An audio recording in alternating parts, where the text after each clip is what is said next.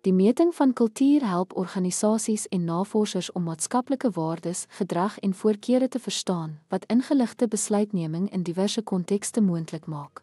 Verskillende tegnieke is geskik vir spesifieke scenario's gebaseer op die doelwitte en diepte van die vereiste analise. Metingstegnieke van kultuur en hul toepassings.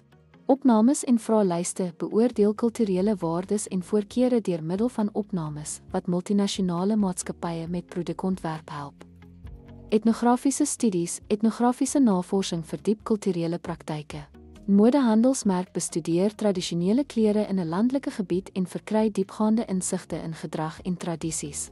Inhoudsanalise verken kulturele temas in media en kommunikasie.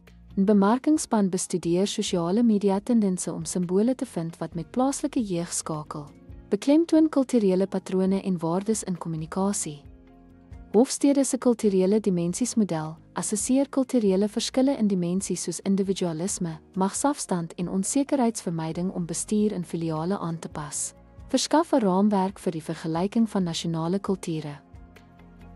Swart se waardeopname ondersoek universele waardes soos sekuriteit en prestasie. 'n Regeringsagentskap gebruik swart se opname vir veldtogte. Toon hoe waardes gedrag beïnvloed. Kulturele audits evalueer werknemerstevredenheid, inklusiwiteit en ooreenstemming met doelwitte. Identifiseer gapings in kultuur en uitkomste.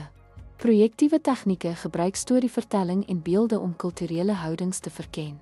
'n Handelsmerkagentskap gebruik tegnieke om onderbewuste handelsmerkassosiasies te verstaan en verborge emosies in 'n multikulturele gehoor te openbaar.